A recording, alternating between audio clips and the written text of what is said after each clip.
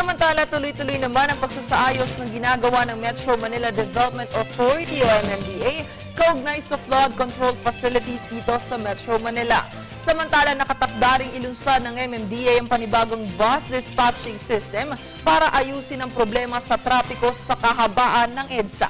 Para sa detalye, balita mo kami, Noel Perfecto. 24/7 ang pinatutupad ng declogging and desilting operations ng flood control units sa mabababang lugar sa buong Kamaynilaan. Kaugnay ng direktibo mismo ng Pangulong Benigno Aquino III na resolbahin na at tapusin ang problema sa pagbabaha sa ilang mga pangunahin at secondary roads sa Metro Manila bago pa man dumating ang malalakas na ulan sa bansa.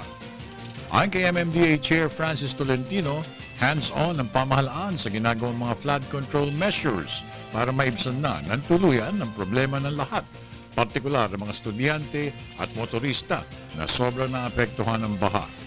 Inihag ito ni Chairman Tolentino sa regular na bulong-pulungan na pinangungunahan naman ni dating kalihim DDC Tanco. The flood control plan is beyond that. A flood control plan would encompass even your land use plan. A flood control plan would even include how we build our structures. Tungkol naman sa paglilipat ng mga informal settlers na nakatira sa mga delikadong lugar, kanya ito ipinaubayan na lamang sa mga kinaukulan. At nagbigay rin ng kanyang reaksyon si dating Mayor Lito Atienza sa ginagawang paglilipat ng pamahalaan. DILG, DPWH, National Housing Authority, MMDA, plus. So, lahat ito magkakasama to address the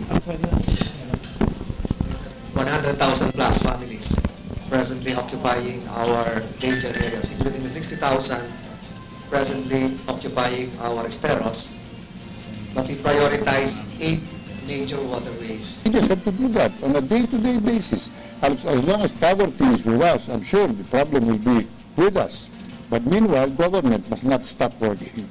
That is the job and the challenge of efficient local government officials. Sa nasabi rin pulong, ibinunyag ni Tolentino ang pagtatalaga ng 3 bus dispatch system sa kahabaan ng EDSA bilang kasagutan sa problema ng trapiko sa pangunahing kalsada ng Epifanio de los Santos Avenue. Mga July 15, ready kami dun sa first terminal, integrated provincial bus terminal. So what happens? So paano magiging negotiators ito? So hanggang doon na lang sila sa terminal. So wala nang terminal sa EDSA. Starting from where? Galing ng norte, sir. Hindi, itong sa akin na bubuksan, ito yung galing ng Cavite. Okay. So hindi na sila papasok ng Pasay, Loton, Cubao, nandun na lang sila sa coastal. So effectively, mga 972 buses.